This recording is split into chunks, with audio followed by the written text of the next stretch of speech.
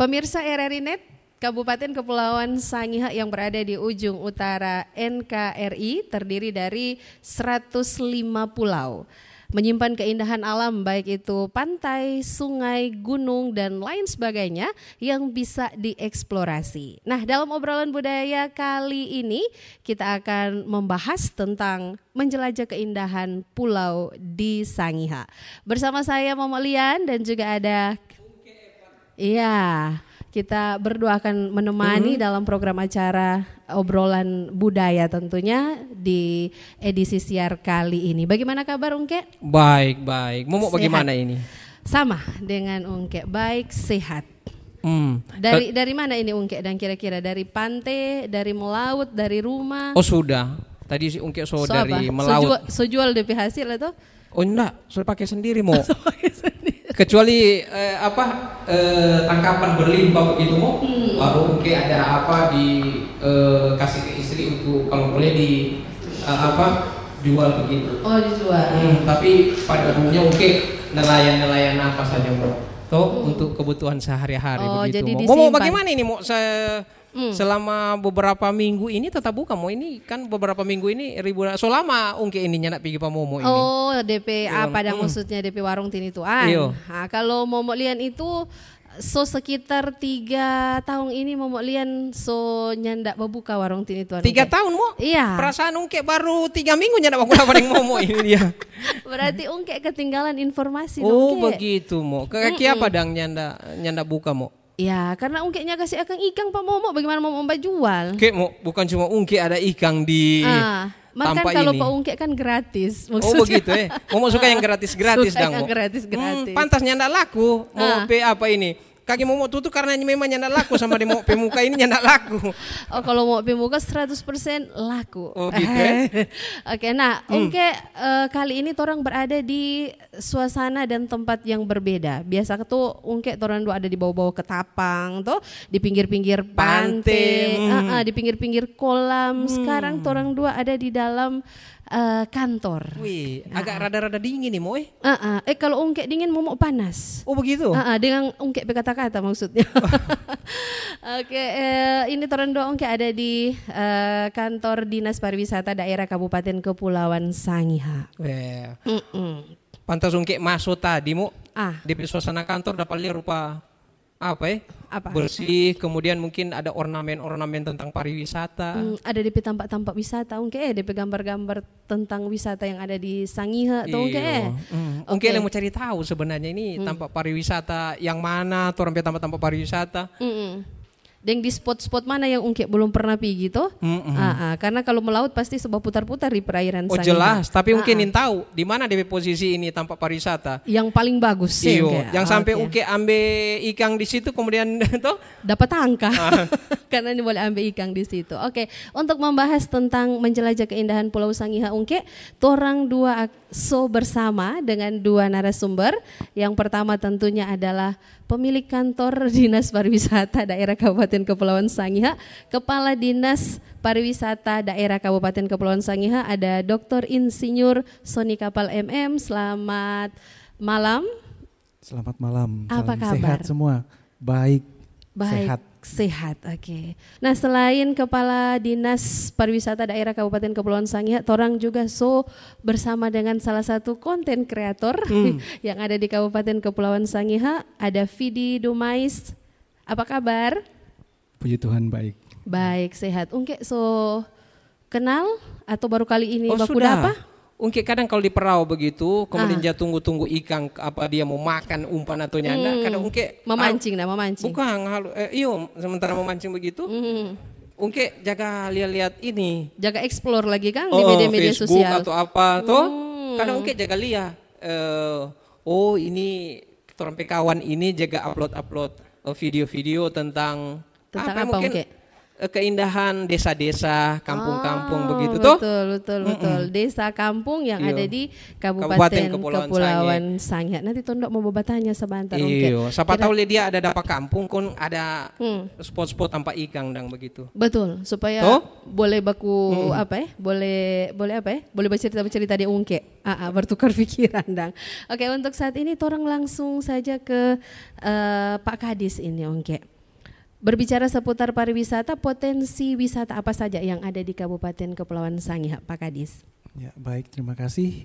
Banyak orang bilang, orang dari luar mengatakan this is a wonderful land, this is a dream island. Jadi betapa banyak orang juga yang memimpikan boleh datang ke sini, boleh melihat keindahan baik itu topografi, landscapingnya, pantai sampai ke dasar laut. Yang memang ya kita juga tahu kan taman-taman lautnya itu kan masih bagus-bagus. Kemudian landscaping kita, kontur dari lembah, gunung itu kan ada beberapa spot di sini yang boleh sudah teruji orang bilang indah. Kalau yang di agak tinggi kan ada Pusunge, ada Lose, ada Lenganeng. Ini yang belum tereksplor mungkin yang ini Mentahi ini seperti apa. Mungkin itu masih ada ke depan.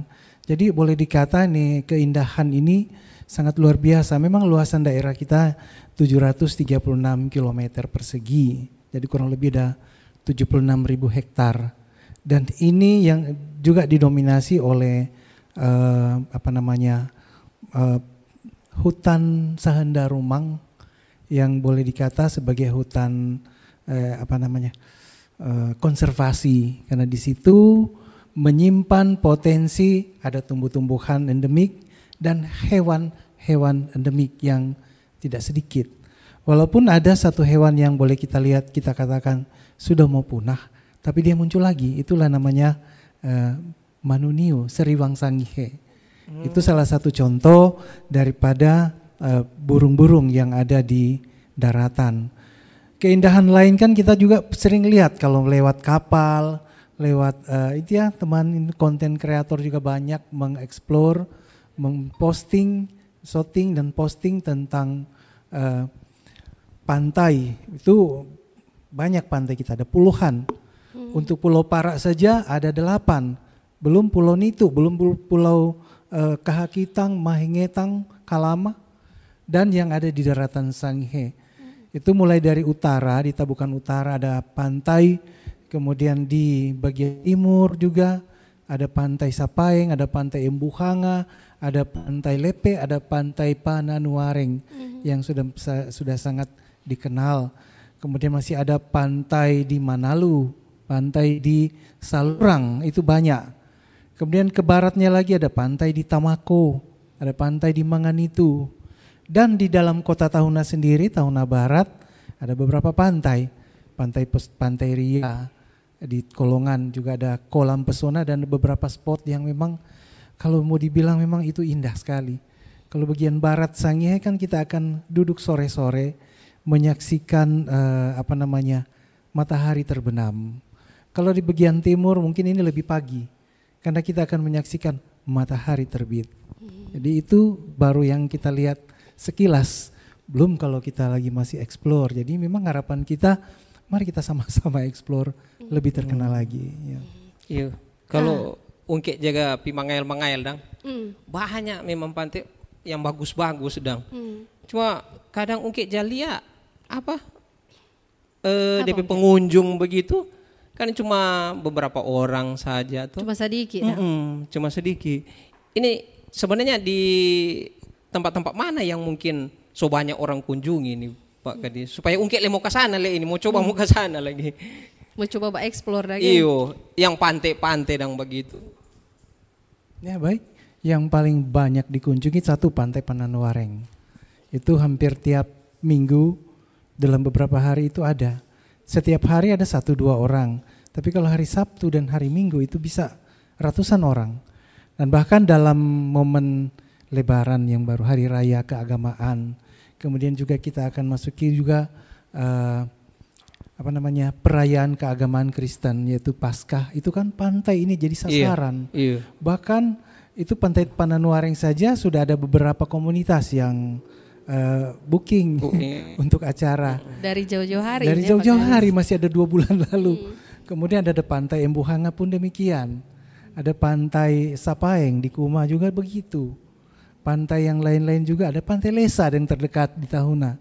Itu juga sudah rata-rata sudah di booking oleh para komunitas yang akan membuat acara di momen libur.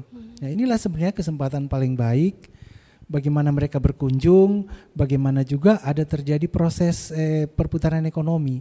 Sudah pasti ada kunjungan begitu banyak orang, UMKM ini akan juga bergeliat. Jadi ini akan saling berkaitan. Ya, kita ngangkat satu, lain juga terangkat. Jadi banyak orang-orang bajual nanti muncul oma-oma, tante-tante yang bajual karena saking banyaknya orang di berkunjung di pantai. Dan biasanya ungke kalau misalnya banyak pengunjung di tempat itu, semua kan selfie tuh, ungke foto, upload lah di media sosialnya masing-masing. Secara tidak langsung mempromosikan. Oh begitu. Promosikan pariwisata di Sangihe. Tapi ada ini Pak Kadis, dari daerah sendiri mempromosikan untuk pariwisata pantai ini? Iya, banyak cara untuk promosi. Apalagi sekarang dengan digitalisasi, ini konten kreator ini juga salah satu yang sangat berperan untuk lebih banyak mengeksplor. Ada juga website kita sini juga ada tentang Disparda Kabupaten Kepulauan Sangihe. Ada juga FB, Instagram dan lain sebagainya. Paling banyak ya WA kan, lebih foto-foto kirim. Jadi luar biasa. Ini banyak yang menjadi aktif di saat sekarang ini dan mungkin bukan cuma pantai kan, lautan juga, karena ini juga keindahannya juga memang sangat menjanjikan. Sekarang orang ke konten kreator dulu. Penasaran ini dengan konten kreator. Mau izin dulu ini, Ungke mau buka ini panas sekali Ungke ini. Sudah dari tadi Ke udah ada pakai tolu. Ini keramat ini mau. Keramatnya mesti ada kah? Harus ada. Ini Ungke kehidupan toh. Berarti kalau ada mau ujang atau? Lain kali itu. Orang mau minta tolong Ungke untuk perakiran cuaca. Pakai dulu hoax lah yung kenda ini. Oke, orang ke Vidi. Dari sudut pandang seorang konten kreator yang suka mengeksplor pariwisata di Sangihe, apa saja potensi wisata di Sangihe ini? Kalau berbicara potensi wisata, sesuai dengan pengalaman saya, sebenarnya ada begitu banyak potensi pariwisata yang ada di Kabupaten Kepulauan Sangihe. Hanya saja ternyata lewat video yang saya buat, konten-konten yang saya buat, ternyata banyak juga orang Sangihe yang tinggal di daerah sendiri belum pernah mengunjungi tempat itu. Maka melalui konten saya, mereka ternyata baru tahu ternyata ada tempat ini di sini, ada tempat ini, dan tempatnya sangat unik untuk dikunjungi dan sangat membuat penasaran tentunya. Ya. Jadi orang Sangihe belum tahu kalau ada tempat itu, Kang, tempat wisata itu. Nah, kalau dari Vidi sendiri, apa yang membuat Vidi tertarik mengeksplor potensi keindahan alam yang ada di Sangihe? Ya, yang membuat saya tertarik mengeksplor sebetulnya motivasi saya sebelumnya, saya kan menggunakan drone, saya dari rasa penasaran sebenarnya. Sebelumnya saya rasa penasaran, saya mencoba menerbangkan drone. Nah tiba-tiba ternyata kok Sangihe seindah ini dari atas drone. Ya ternyata ada tempat yang seperti ini ternyata. Dan hal itu membuat saya termotivasi. Akhirnya saya berpindah-pindah ke tempat yang lain. Sehingga ketika saya mengeksplor lewat, kemudian saya posting di Facebook, banyak orang juga yang komen, mereka merekomendasikan untuk pergi ke tempat ini. Jadi sebetulnya juga saya termotivasi karena dari dukungan dari netizen, karena dari orang-orang Sangihe, mungkin banyak juga yang ada di perantauan yang sudah kangen, pengen melihat daerahnya sendiri, pengen melihat tempat wisata yang pernah mereka kunjungi mungkin. Apakah sudah berkembang atau sudah berkembang atau tidak? Iya, ternyata komentar paling banyak sudah ada kemajuan, ada perkembangan, karena dulunya tidak seperti itu pariwisata yang ada di Kabupaten Kepulauan Sangihe. Jadi alat yang digunakan untuk mengeksplor keindahan alam pakai drone berarti ini. Ya, Vidi? pakai drone, kadang saya menggunakan kamera. Ya. Baik, selain drone, alat-alat apa lagi ya, Vidi, yang digunakan untuk? Saya biasanya menggunakan drone dan juga kamera dan handphone, alat-alat digital lainnya juga digunakan. Berarti Untuk kebutuhan visual kadang saya gunakan. Ya.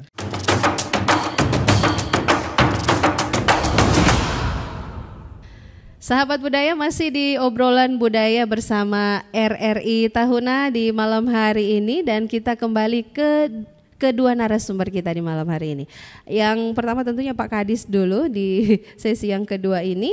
Apa yang dilakukan oleh Dinas Pariwisata untuk lebih memajukan sektor wisata di Kabupaten Kepulauan Sangihe ini, Pak Kadis? Ya, baik, terima kasih. Kita ketahui bahwa pariwisata bukan cuma pantai, air terjun, apalagi tadi gunung dan dasar laut.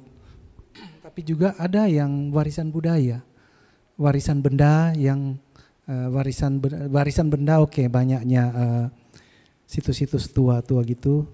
Dan yang warisan tak benda itu budaya-budaya, tari-tarian, upacara adat yang tentu kita sebagai orang Sangihe sendiri sudah kenal kan dengan upacara adat Tulude.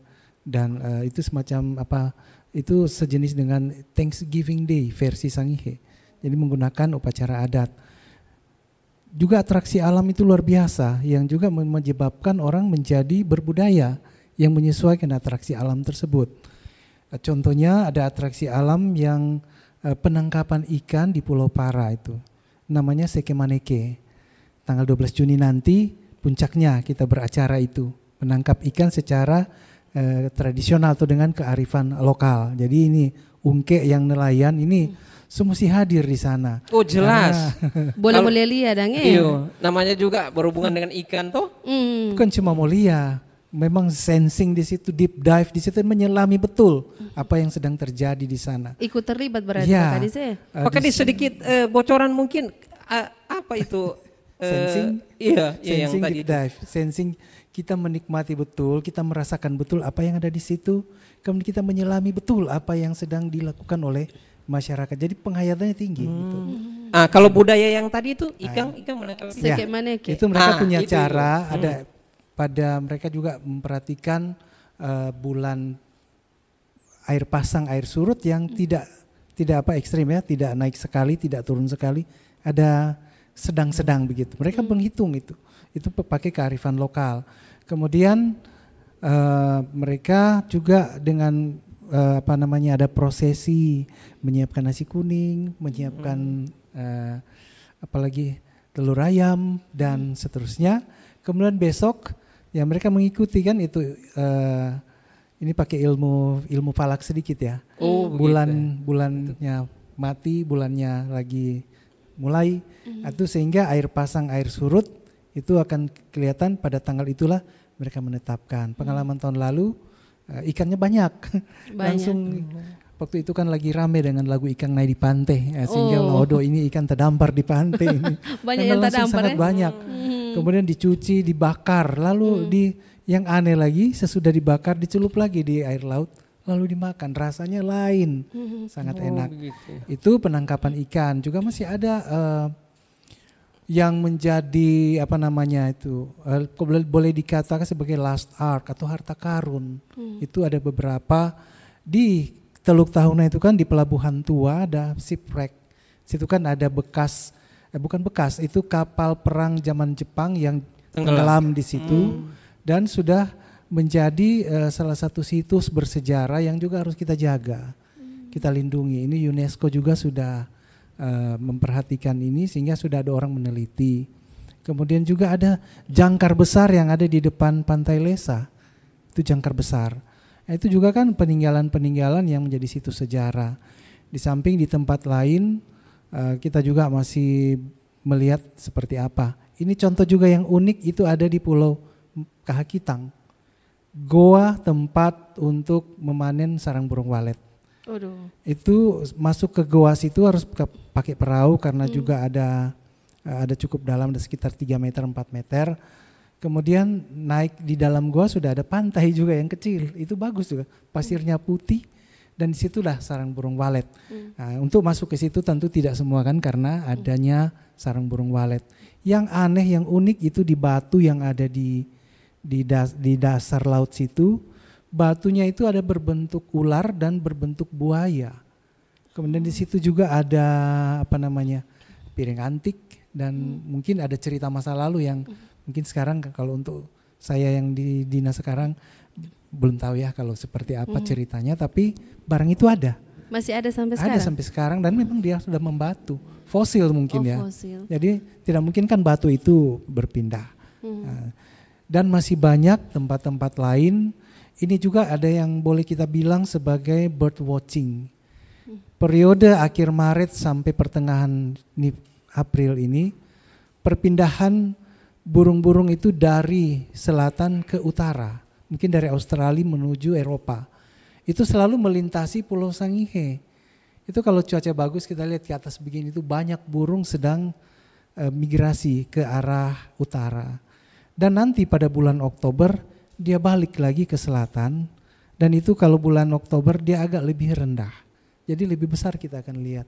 Cuma memang mungkin belum banyak disebarluaskan karena cuaca kadang-kadang membuat kita terhalang untuk menyaksikan itu. Tetapi ini juga sebuah anugerah bahwa atraksi alam ini melewati Pulau Sangihe. Ini susah untuk kita dapat. Entah apa, mungkin burung-burung ini juga punya feeling yang mereka harus lewat di atas Pulau Sangihe. Jadi itu, masih banyak tempat-tempat lain juga. Ada rumah raja di Manganitu dan ada di Lenganeng itu dibuat galeri. Di situ seniman bersama keluarganya itu, keluarga Walukau Bawele ya di situ. Mereka mengeksplor apa-apa yang pernah menjadi sejarah, apa yang menjadi peninggalan. Iya, inisiasi untuk seni apa di situ. Banyak ada lukisan, ada patung, ada kerajinan-kerajinan dan ada warisan juga kita, kain kofo. Iya, betul. Ya, itu juga warisan budaya yang harus kita jaga, lestari karena juga punya keunikan, daya tarik tersendiri. Jadi dari berbagai inisiasi yang kita lihat, yang sudah ada, yang akan ada, inilah proses transformasi pariwisata sedang jalan. Jadi itu. Jadi kita harus punya kuat ini. Termasuk yang konten-konten kreator itu perannya akan besar di situ. Pak Kadis momok cuma satu tadi tako, ungkek bertanya sekek maneke. Tahun lalu kan banyak yang tadampar. Bikin takut dia ikut kan dia yang tadampar. Nyanda orang mau tangka kalau Pak Ungke mau. Padam bersama-sama. Padam bersama-sama. Pak Kadis ini kan orang ini ada banyak sekali tampak-tampak rupa tadi itu menarik dang. Ada yang berbau apa tadi itu rupa budaya budaya itu ada tampak-tampak yang tampak-tampak burung tadi. Ada satu Ungke rindu sekali dari dulu. Apa itu Ungke? Ungke suka membawa foto dengan bule-bule. Dan turis. Iya, dan turis. Cuma sampai sekarang Ungke belum dapat itu turis-turis. Siapa jalan di kota atau dorang mau ke tempat pariwisata ini. Kan Ungke selalu di pantai-pantai tuh. Rupa di Pananuareng atau di mana yang rupa tadi Pak Kadis bilang kan, oh ini di hari libur banyak orang. Lihat kemari mengkete orang jo, orang-orang tor. Lokalan dan orang tahu nah ini dia begini-begini. Tanya Pak Kadis siapa tahu ada usaha-usaha tuh dari daerah atau bagaimana tuh mendatangkan minimal 10 orang lah dulu Ungke boleh dapat foto deng tuh. Memang Ungke sih dulu masih ada sedih darah Belanda begitu tuh. Cuma ya siapa tahu ada memang orang Belanda yang betul dang mau datang tuh. Kalau Ungke kok Perancis, peranakan Cina sanger. Oke Ungke, jadi kalau untuk itu cepat kasih info dari waktu Januari ada yang datang dari Jerman, dari dia keturunan Jerman. Warga Kanada tinggalnya di California. Itu Januari dia CC dari Sending yang ada di Manganitu dan di di Keling di Tagulandang. Dia datang bulan Januari dan masuk gereja dengan saya dan kita bercerita tentang tentang situs itu pemakam moyangnya, makam leluhurnya yang menyebarkan Injil di sini dan itu dia sampai nangis karena dia tidak membayangkan hal itu terjadi dan sampai sekarang itu. Kemudian bulan Februari baru-baru juga ada tamu juga dari Jerman juga dari dari salah satu kota kecil di Jerman yang juga saya juga masuk gereja dengan dia karena dia berkhotbah. Kemudian waktu ada launching pendidikan yang di tempatnya Sakaing Solata itu ada 4 bule di situ. Kemudian waktu baru-baru juga ada ketupat lebaran di Tidore juga ada 4 bule di situ. Kedua mungkin mereka belum musimnya, mereka banyak ke sini. Memang selalu ada musim-musim tertentu, liburan. Sebenarnya kan yang mereka punya holiday yang paling itu di musim Paskah ini. Karena mereka lebih banyak liburnya berjalan ke luar negeri atau musim panas. Mereka cari kalau musim panas di Eropa, tapi kalau musim dingin mereka akan banyak ke sini. Kalau tantangan Pak Kadis yang paling besar dalam memajukan wisata di Sangihe itu apa? Ya, di sini yang menjadi tantangan masih besar adalah kondisi kita kepulauan, kemudian juga masih infrastruktur lain yang juga harus kita benahi, kita tambah-tambah, tapi sudah mengarah kepada semakin membaik, semakin lengkap. Kemudian itulah dalam kondisi sekarang ini yang menjadi tantangan adalah mungkin karena kita tahu semua kan mau bicara tentang ekonomi dunia juga itu juga tidak terlalu bagus ya, tapi namanya gini ya, hidup itu ada 2 kan, kita habis bekerja tetap mau cari rekreasi, mau besar mau kecil mau murah mau mahal orang akan cari. Dan ketika ada orang berwisata itulah teman-teman konten kreator, mereka yang beraktivitas dengan potret, memotret, shooting dan seterusnya yang merekam gambar, itu kan industri kreatif yang sekarang sedang digalakkan. Ekonomi kreatifnya ada di situ.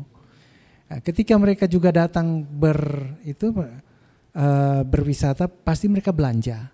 Karena itu akan terdeteksi berapa lama mereka tinggal, berapa banyak mereka belanja, dan berapa orang yang datang. Nah, ini memang kalau yang wisatawan asing memang masih terbatas ya. Tapi kalau untuk wisatawan wisatawan Nusantara itu banyak. Gitu. Keluarga-keluarga kita datang berkunjung itu juga sudah termasuk.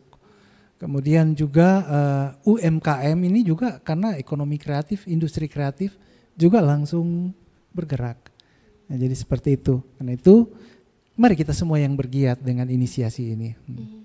Pak Kadis, tidak adakah mungkin kerjasama dengan pihak provinsi mungkin misalnya ada turis yang datang dari luar negeri misalnya ke Indonesia, kemudian misalnya dari provinsi Sulawesi Utara merekomendasikan bahwa adakah tuh di Sangihe tempat-tempat wisata, adakah program atau kegiatan-kegiatan seperti ini? Baik, itulah sinergitas masyarakat dan pemerintah, sinergitas mulai dari kementerian, kemudian ke provinsi, kabupaten, kecamatan, dan desa, itu semua sampai kepada lapisan masyarakat dan komunitas, itu kan sinergi itu yang sedang digalakkan. Karena itu saya bilang tadi, inisiasi untuk transformasi pariwisata ini sedang jalan. Pemerintah berkewajiban juga untuk membuka seluas-luasnya, mempromosikan seluas-luasnya, jangkauannya sampai di mana agar supaya semakin dikenal. Dan kemudian juga kita berusaha memperbaiki infrastruktur yang menunjang. Kalau itu dianggap menghalangi kan kita lihat dulu. Kalau itu dianggap sangat menunjang, mengapa tidak kita promosikan. Jadi pemerintah tetap punya kewajiban menggerakkan banyak orang, bukan cuma pemerintah sendiri. Masyarakat itu kan, ya ini namanya pentahelix ini. Pertama pemerintah, kedua masyarakat usaha, ketiga stakeholder, keempat ada akademisi karena turut memberikan masukan, dan yang kelima ini media. RRI terima kasih banyak memberikan kesempatan bagi ekonomi kreatif, industri kreatif itu UMKM dan menunjang pariwisata yang sekarang ini. Termasuk teman-teman kita yang punya giat konten kreator, TikTok itu kan, FB, syuting film itu kan juga termasuk industri kreatif, ekonomi kreatif. Jadi sinergitas ini mari kita maksimalkan, kita jalankan dengan penuh kesungguhan. Kan itu saya bilang tadi apa kan? Kesungguhannya itu lewat deep dive-nya, sensing-nya itu kan sama-sama. Kalau cuma sekedar tahu tapi tidak memahami, sekedar melihat tidak menghayati, itu juga akan membuat kita jadi pelan. Karena itu mari kita semua diajak, mari membuka hati, membuka pikiran dan membuka niatan. Mulai dari open heart, open mind dan open will. Jadi semua itu dibuka. Iya. Pernah ada ngungke, ada mengail tuh, kota singgah di salah satu tempat wisata pantai. Tuh begitu, pas hari libur waktu itu, banyak sekali DP pengunjung mau. Nah ada satu tante yang ada dekat Pak Ungke pas di situ, mungkin orang ada sekumpulan keluarga atau apa di situ, pas dia dekat Pak Ungke kon dia tanya Pak Ungke dang, kalau tadi kesini pakai apa? Ungke bilang ya pakai motor nyana mungkin karena kecil tuh DP jalan di atas. Kong dia bilang sebenarnya banyak orang mau suka datang kemari, cuma akses jalan mau sampai ke tempat pariwisata yang pantai itu dia lubang-lubang rusak. DP banyak jalan, banyak rusak dang. Jadi mungkin orang survei dulu atau bagaimana, jadi lain nyanda iko karena mungkin DP jalan agak ekstrim, kemudian rusak juga. Nah bagaimana itu Pak Kadis kira-kira kalau mungkin orang akan tertarik juga karena mau lihat DP lokasi juga bagus, akses jalan gampang begitu. Minat daripada wisatawan memang berbeda-beda. Ada yang sukanya mulu semua. Ada biar trekkingnya itu batu-batu, tancap gas. Yang penting sampai tujuan. Karena memang pemerintah itu juga pengalaman di beberapa negara juga di Eropa begitu. Kalau tempat tertentu biar dia tidak mulus, tapi trekkingnya diatur. Karena juga kan kita menjaga juga konservasi alamnya juga. Itu juga membuat membuat juga harus seperti itu. Tapi kalau jalan lubang ya itu tentu berarti jalannya sudah lama, sudah banyak, juga sudah fungsional sekali itu. Nah ini juga perlu sinergitas kita kan dengan dinas terkait lainnya. Karena itu saya bilang tadi sinergitas dari pusat, provinsi itu bukan cuma dinas pariwisata sendiri, tapi juga yang lain-lain akan sama-sama. Mari menanggulangi apa yang jadi kekurangan ini. Kalau kekurangan ini memang muncul, ya itulah keberadaan bahwa sebenarnya kan sudah fungsional itu ya, bukan baru mau baking konsor rusak, tapi memang selama itu. Memang tempat wisata itu juga selama dengan so banyak orang kunjungi, mungkin juga oto-oto yang masuk situ, kendaraan yang masuk situ juga kan kendaraan besar, kendaraan berat-berat mungkin. Sudah banyak manfaatnya. Makanya DP jalan rusak, atau mungkin DP jalan bagaimana, mau bercampur tanah atau apa begitu, kemudian DP campuran, udah lobang dong. Campuran jalan. Itu juga terjadi waktu menuju ke air terjun itu bukan 2 tingkat ya, 7 tingkat yang 7 ada di Laine. Itu luar biasa. Memang saya baru di tingkat 3, masih ada 4 di atas belum sampai, tapi bertingkat-tingkat. Ya, karena memang lumayan bikin. Tapi keindahannya itu luar biasa karena kan sampai 7.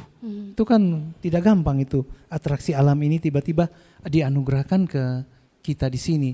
Jalan menuju situ ada kurang lebih hampir 1 kilometer. 1 kilometer. Tidak dibuat keras, tidak dibuat terasnya, tetapi biarkan alamiah. Hanya diminta adalah agar tidak membuang sampah, plastik, kimia, dan lain sebagainya. Ya.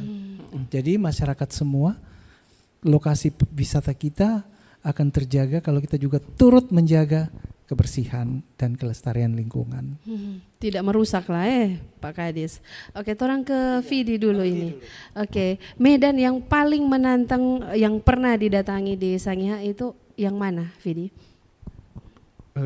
Medan yang paling menantang yang pernah saya kunjungi itu sebenarnya salah satunya termasuk air terjun. Air terjun yang di Laine. Iya, yang disampaikan oleh Pak Kadis tadi. Dan juga di daerah Talawit sama Tarian. Nah, menurut saya itu daerah yang paling menantang juga karena di situ kita akan melewati apa namanya? Karena di situ ada jurang batu-batu besar. Nah, itu berbahaya kalau ke situ sebenarnya. Tapi saya juga termotivasi untuk ke situ karena ketika saya melihat dari drone, tempatnya itu unik karena ada batu kayak tembok raksasa seperti itu. Jadi dia batu. Dan itu perbatasan antara Kampung Talawit dan juga Tariang Lama. Sehingga sebenarnya tempat itu yang saya pernah kehilangan drone di situ. Oh, iya. Itu DP pengalaman lagi. Iya. Kalau dari jalan nasional misalnya atau jalan aspal itu sampai ke tempat yang dituju oleh Vidi tadi berapa lama? Itu sekitar itu tidak jauh sebenarnya, tetapi hanya saja medannya itu yang berbahaya. Karena DP kalau medan. misalnya kita lengah sedikit melewati jalan itu, pasti nyawa kita melayang. Ya, kan Jurang-jurang kalau jatuh, di bawah atau? Iya, jurang. Kalau di bawahnya juga berbatuan, ya, batu Bebatuan. besar. Oke. Bagaimana Ungke? Tertarik? Akses jalan yang memang setengah mati. Ya sebenarnya tapi banyak. menantang lebih bagus. Iya banyak. Dan kemungkinan itu yang akan menjadi salah satu medan juga yang sulit buat saya. Saya berencana akan ke Gunung Awu karena saya sudah melihat ada beberapa orang juga pernah ke situ. Dan saya melihat memang kita berbincang sama juru kuncinya Gunung Awu kan di Sangihe.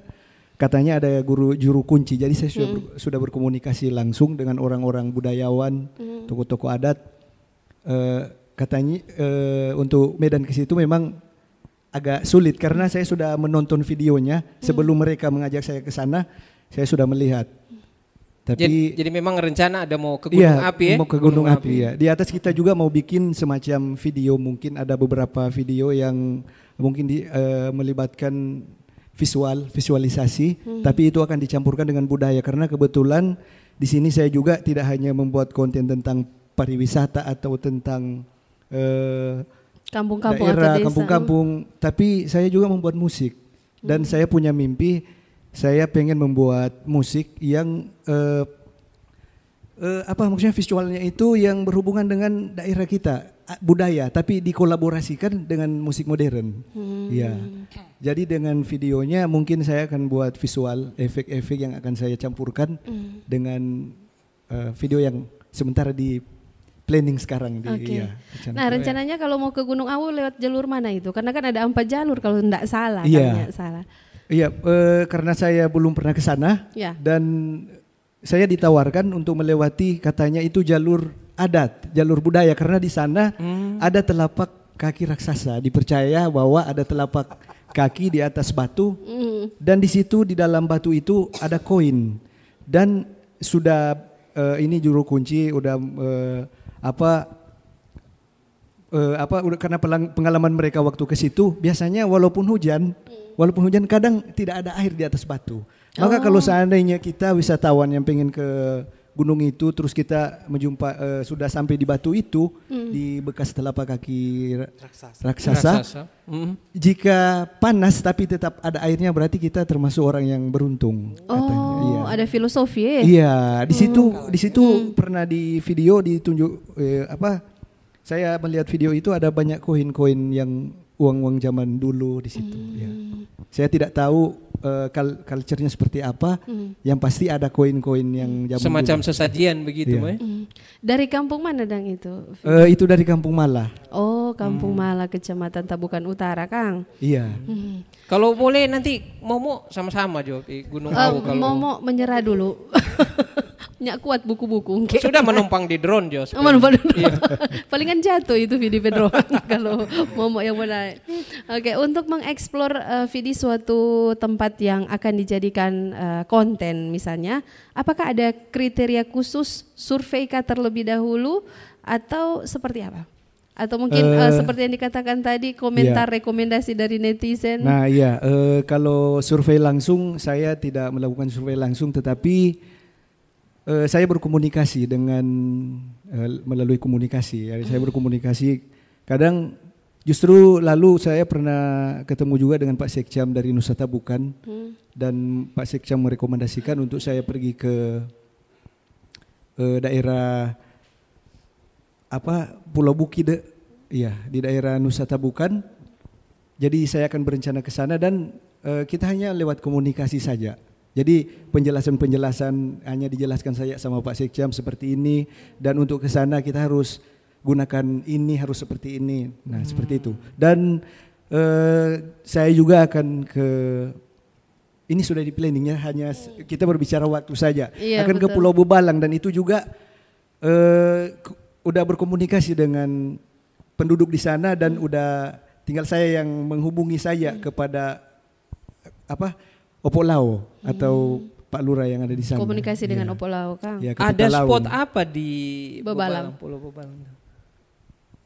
Di Bebalang sebenarnya karena saya belum sampai ke sana, tapi sesuai dengan kadang informasi dari masyarakat juga membuat kita penasaran kan, pengen ke sana. Katanya di sana Pulau Bebalang itu sangat indah, iya, dan juga dia punya pasir putih.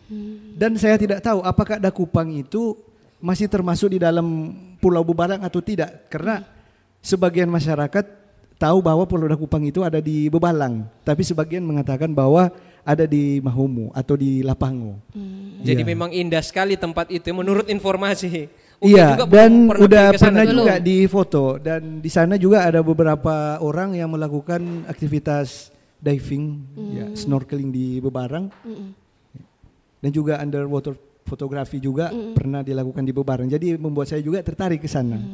Ya. Penasaran kan kira-kira seperti apa sebenarnya? Sebenarnya banyak Spot-spot sekali spot, dan termasuk salah satu ada gunung juga yang di Kaluwatu itu ada ketengkorak manusia, dan itu juga informasi dari masyarakat. Jadi orang itu yang akan membawa saya ke atas. Jadi kita sudah berkomunikasi. Jadi penunjuk jalan ya. Yang punya kebun itu. Oh. Dan ternyata walaupun orang di situ itu ternyata tidak tahu kalau ada gunung itu, dan udah difoto ditunjukkan ke saya. Ada tengkorak kepala manusia dan juga badan, tulang-tulang kaki. Kalau menurut Vidi sendiri, sektor wisata yang harus mendapatkan perhatian khusus itu seperti apa? Sektor wisata yang harus mendapat perhatian khusus itu sebetulnya banyak, ya, termasuk seperti yang sudah Pak Kadis bilang tadi, katakan tadi bahwa tidak hanya pantai, ya. Sebenarnya waktu pernah saya mengunggah suatu video, tapi itu sebenarnya kalau dilihat dari potensi pasir itu kayaknya dia nggak ada pasir. Jadi di pinggir-pinggirnya itu hanya batu karang saja. Itu pulau kecil, tapi itu viral di media sosial. Itu ditonton udah sekitaran 500 ribuan orang yang menonton. Iya. Dan justru saya pernah dihubungi mungkin salah satu turis ya. Saya pernah dihubungi lewat Facebook. Dia minta nomor. Dia pengen ketemu. Jadi mungkin dia berpikir itu pulau milik saya, jadi dia pengen beli pulau itu, ya, untuk dijadikan tempat wisata. Itu adalah Pulau Sambo yang ada di Kampung Pananaru. Itu pulau tanpa berpenghuni. Dan itu udah tidak ada penghuninya? Iya, tidak ada penghuninya. Dia di like, kalau nggak salah itu udah 19.000 orang yang like itu. Ya, dan semua mengatakan bahwa pulau itu bagus untuk dijadikan potensi wisata, karena dia juga punya spot snorkeling mungkin karena karang yang luas, iya, luas. Dan mungkin saya juga pernah berimajinasi bahwa coba kalau dibuat misalnya dilingkari dengan jalan di pulau itu, dan karena jalan itu tidak jauh dari pulau itu tidak jauh dari daratan, iya. Kalau dari daratan berapa lama kira-kira? Itu sekitar kalau air lagi surut kita bisa jalan kaki, jalan ya ke situ. Besar pulaunya atau sebesar lapangan bola begitu atau? Tidak, kurang lebih dia sekitar panjangnya sekitar boleh 70 meter. Oh, tidak besar-besar sekali. Kira ukuran satu kampung begitu. Enggak, ya, cuma dari pulau itu mungkin itu akan menawarkan view yang sangat bagus. Ya, karena di area Pananaru itu biasanya kalau kita lihat dari atas itu terlihat seperti danau, karena ada 2 tanjung di sana yang itu hampir baku dapa, karena itu tempat keluar masuknya kapal. Iya. Banyak juga Pulau Dakupang yang banyak yang nanya. Dakupang. Iya, yang biasanya tamu-tamu lokal ya dari Manado yang nanya bagaimana aksesnya ke sana, terus kita pakai Biasa apa? pakai apa kalau ke Dakupang? Ya, boleh pakai perahu. Perahu. Ya. Oh. Kalau pengen ke sana boleh juga hubungi kita karena kita punya kenalan juga yang punya perahu yang boleh antar ke sana. Sahabat budaya dan pemirsa RRI Net, berikut kita akan saksikan tayangan salah satu keindahan alam yang ada di Pulau Sangiha.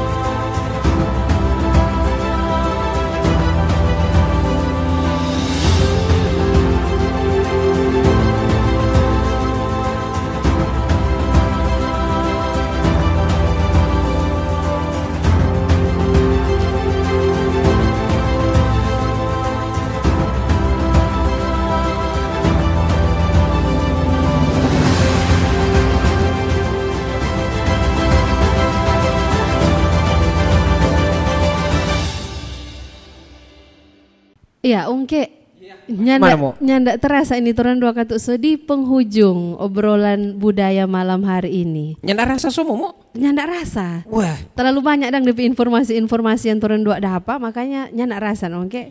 dan ternyata tuh Sangir ini banyak sekali tempat-tempat wisata ya. Atau karena mungkin orang Kurang bawa wisata. Belum tahu tuh nyana jauh wisata tuh karena sibuk mungkin mencari di laut, cari-cari ikan. Nah, itu dia. Jadi cuma di laut mungkin yang pinggir-pinggir pantai mungkin tahu ada tempat-tempat wisata yang mungkin bagus-bagus. Mar di tempat-tempat lain Ungke nih tahu. Iya belum tahu kasihan mungkin. Mar tadi kan tahu tadi tuh so dijelaskan oleh Pak Iya Kadis. ternyata banyak sekali kata meskipun orang ada di ujung utara di kepulauan justru di tempat pulau-pulau begini justru masih alam di tempat-tempat wisata. Walaupun di petanya tidak dapat lihat orang Sangir cuma titik. Iya. Cuma titik. Cuma heran mo di peta ini orang pe pulau ini nggak dapat lihat. Iya. Tapi kalau di peta Momo selalu dapat lihat memang. Wah luar biasa Momo Karena India. selalu terdepan. Oke, orang langsung ke Pak Kadis dulu.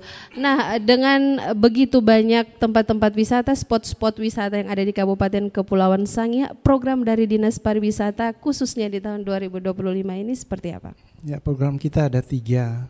Satu, optimalisasi destinasi wisata. Jadi objek-objek itu apa yang mau dieksplor. Tapi untuk saat ini kita dalam taraf lebih banyak kepada peningkatan kapasitas sumber daya manusia. Jadi di situ. Kemudian program kedua adalah tentang promosi. Promosi sebanyak hal itu. Termasuk juga peningkatan kapasitas daripada si promotor itu. Dan yang ketiga bagaimana ekonomi kreatif. Nah, itu industri kreatif kan dari situ. Karena itu UMKM itu akan banyak bekerja sama di situ. UMKM kepada ekonomi kreatif. Produk-produk unggulan yang boleh bilang itu feature-nya di situ. Kan sangat istimewa. Itu kita juga sudah kenal kan itu. Banyak produk kita begitu luar biasa, beda-beda dengan daerah lain. Tiap kecamatan juga akan beda dengan kecamatan sebelahnya. Jadi dengan 3 program ini semua juga dalam taraf untuk peningkatan kapasitas. Ada tuh kelompok sadar wisata, perajin-perajin, dan stakeholder yang juga harus kita gali supaya sinergitas tadi jalan baik.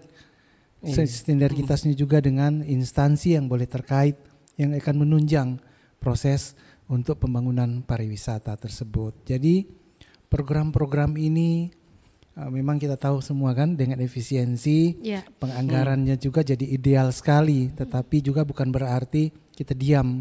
Mari kita tetap melakukan dengan anggaran yang minim, dan bahkan tidak ada anggaran pun masih ada hal-hal tertentu yang bisa kita lakukan.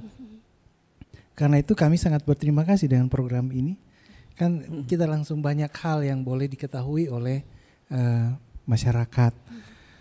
Masyarakat yang melihat ini tentu akan dia akan merasa itu yang tadi katakan, mulai dari open heart, open mind, dan open will. Ini juga sudah sangat membantu bagi kita dalam pembangunan kepariwisataan. Kesadaran penuh untuk mengelola objek wisata atau destinasi itu untuk semakin baik, terutama juga soal kebersihan, dan yang sangat kita pentingkan adalah hospitality-nya. Kita sebagai tuan rumah, sebagai masyarakat di situ, sebagai stakeholder di situ, sebagai akademisi atau sebagai pemerintah, bagaimana benar-benar hospitality yang paling baik, sehingga wisatawan yang datang juga adalah wisatawan yang baik. Kalau kita sudah mengeluarkan sikap penolakan, antipati, a priori, tidak ramah, mereka juga tidak mau datang. Jadi mari diajak semua, jadilah hospitality yang baik. Karena itu SDM ini adalah menjadi hospitality yang paling baik. Banyak pendukung, teman-teman yang industri kreatif tadi, konten kreator, film, menyanyi, itu juga kan musik, itu kan semua adalah cara-cara kita berpromosi. Ya. Satu lagi yang boleh kita katakan ada kebanggaan kita dari ini, ikonnya ini SDM ya. Momo Cindy Nolalita Takumansang itu pernah ikut Momo juara 2 atau juara 3 tahun 2018 di sini. Sekarang dia mewakili Provinsi Sulawesi Utara di Putri Indonesia, dan dari semua profil para putri-putri ini, badan yang paling pendek itu ada di provinsi tertentu yang 166 cm. Kemudian yang dekat-dekat paling tinggi itu ada 177 cm. Dan khusus momok kita tingginya 180, paling tinggi. Kemudian dari daerah mana dia? Provinsi Sulawesi Utara, dan dia mewakili Kabupaten Kepulauan Sangihe yang dia angkat. Nah, dari Pak Kadis, harapan-harapan tentunya untuk pariwisata yang ada di daerah kita. Harapan kita adalah mari semaksimal mungkin kita explore, kita kelola, kita promosikan. Dan harapan adalah mari mendukung semuanya. Jangan ada penolakan, ada protes, ada apalagi a priorinya sudah muncul, tidak menjadi tuan rumah yang baik, ya orang jadi malas datang. Tapi mari harapan kami, setiap objek, setiap itu kan kita juga akan ada program-program pelatihan kan untuk hospitality yang baik di desa-desa wisata. Memang belum semua desa yang jadi desa wisata. Baru 21 desa yang desa wisata di Sangihe. Jadi desa-desa itu mari yang ada objek wisata semua mari kita begitu mendukung semua program ini. Ya. Berarti ada pendampingan dari Dinas Pariwisata untuk desa-desa wisata ini. Iya. Perpanjangan tangan kita adalah kelompok sadar wisata, Pokdarwis itu ada di 21 desa ini. Oke, kita ke Vidi dulu ini Ungke. Soalnya Embok dengan Mbak sudah jaga kode sana. Orang langsung ke Vidi untuk pengembangan konten Vidi ke depannya seperti apa ini? Kedepannya saya berharap saya boleh mendapatkan banyak kesempatan lagi untuk boleh mengembangkan konten saya boleh keliling Sangihe, khususnya saya karena saya sangat mencintai Kabupaten Kepulauan Sangihe. Karena ketika saya melihat Sangihe itu dari atas udara, membuat saya sadar ternyata Sangihe itu benar-benar adalah salah satu surga yang tersembunyi di dunia, di bumi ini. Ya. Dan harapan saya tentunya ke depan mungkin saya boleh kolaborasi dengan Dinas Pariwisata ke depan, ya. Dan ini pesan saya juga kepada masyarakat seperti yang Pak Kepala Dinas tadi sampaikan bahwa itu SDM dan hospitality, karena di mana-mana saya sering juga menjumpai kadang masyarakat kita itu membuang sampah sembarangan. Karena itu adalah salah satu faktor mungkin menurut saya yang sangat merusak ya pariwisata, kemajuan pariwisata yang ada di Kabupaten Kepulauan Sangihe. Hal sederhana sebenarnya ya, tetapi bisa merusak spot-spot wisata kita. Ada harapan-harapan yang lain tentunya untuk. Iya, saya berharap ke depan pokoknya tempat-tempat yang belum saya datangi, saya kunjungi, semua itu akan terrealisasi. Ya, termasuk tempat mungkin spot yang mungkin dianggap berbahaya, karena saya juga sangat menyukai tantangan. Yang penting harapan dan rasa penasaran saya itu terobati. Ya, dan terima kasih juga buat semua netizen tentunya, masyarakat, karena banyak yang mendoakan. Saya juga merasa bangga ternyata banyak sekali masyarakat ketika komen itu, kebanyakan itu doa-doa yang mereka sampaikan. Semoga sehat, semoga dijaga dalam perjalanan. Terima kasih banyak, dan juga kepada media RRI. Terima kasih, ini juga sudah menjadi media juga di mana mempromosikan kita. Ya, walaupun kita mempromosikan daerah kita, tapi kita juga dipromosi oleh RRI. Ya. Terima kasih banyak secara pribadi. Terima kasih juga kepada Dinas Pariwisata di daerah Kabupaten Kepulauan Sangihe, dan juga seperti yang disampaikan oleh Pak Bupati bahwa sekarang lebih fokus ke pariwisata dan olahraga. Nah, itu juga menjadi salah satu motivasi untuk kedepannya. Harapan saya lebih semangat lagi untuk membuat konten. Dan lebih semangat lagi untuk berkarya. Iya. Oke, karena orang so di menit paling terakhir dalam obrolan budaya di malam hari ini, mungkin ada hal-hal yang tentunya ingin disampaikan yang paling terakhir dari Pak Kadis, silakan. Pantun Ungke kate.